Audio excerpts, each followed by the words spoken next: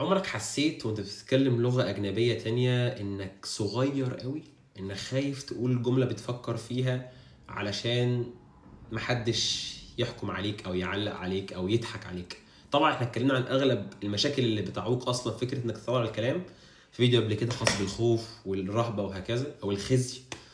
بس في حاجة كمان مهمة جدا التعريف بتاعها اسمها الأنا اللغوية. يعني ايه الأنا اللغوية؟ يعني انت في لغتك الأم انت عندك طرق تعبير، تعرف تعبر عن مشاعرك، تعرف تقنع اللي قدامك وهكذا. بس انت بتحس انك الأنا اللغوية دي عندك في اللغة الأجنبية اللي بتتعلمها ضعيفة قوي. انت مجرد بس بتتواصل، فلا بتعرف تقنع ولا بتعرف توصل احاسيسك، بتحس داخليا بشويه خزي وشويه خوف انك مش هتعرف تعبر او مش هتعرف توصل المعنى اللي انت عايز توصله. طبعا حل المشكله دي مربوط، اغلب حل المشكله دي طبعا بيكون متأصل في مشاكل تانية. بس الحل بتاعها بسيط جدا، انك تعيد تعريف الاشياء وانك تبعد عن الكماليه خالص. بمعنى ايه؟ انك تعرف ان الغلط ده هو اللي هيأديك للتعلم. يعني تعيد تفسير الحاجات اللي هي عندنا اصلا مغلوطة. انك كمان تبقى عارف ان في مراحل في ايصال المعلومة. انت في اول مراحل اللغة انت بس بتقدر تتواصل، بعد كده ممكن تعبر عن مشاعرك، بعد كده ممكن تقنع اللي قدامك.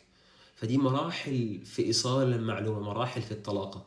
فهونا على نفسك، مرحلة مرحلة انت هتقدر توصل لها. لما تعيد تعريف الاشياء واحدة واحدة الرهبة عندك هتكسرها. ما تاخدش نفسك وترميها على طول. مثلا انا عايز اقنع غير المسلمين بالاسلام، وانا مثلا لسه يا ابني اتعلم الاول. طيب اتعلم اللغة الاول، اتعلم الطلاقة فيها واعمل اللي انت عايزه بعد كده. انا عايز اتكلم في مواضيع خاصة بالعلم الفلاني ايه ده؟ ايه ده؟ خد نفسك. كل دي وساوس من الشيطان عشان يحبطك.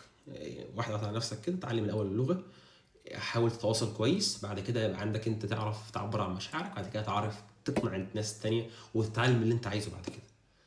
الأنا اللغوية عندك بتكبر مع الوقت لما انت تكون واثق من العلم بتاعك، واثق من ان انت درست كتير جدا وعارف الحاجات دي كلها. فواحدة واحدة الأنا دي بتكبر عندك. الايجو بتاعك في اللغه بيكبر واحده واحده. والايجو على فكره مش حاجه، مش كلمه يعني وحشه يعني. طبيعي انت عندك ايجو برضو في اللغه العربيه، ان انت بتقدر تقنع الناس باللغه دي. فواحده واحده. وانا بكلمك على مشاكل انت بتحس بيها.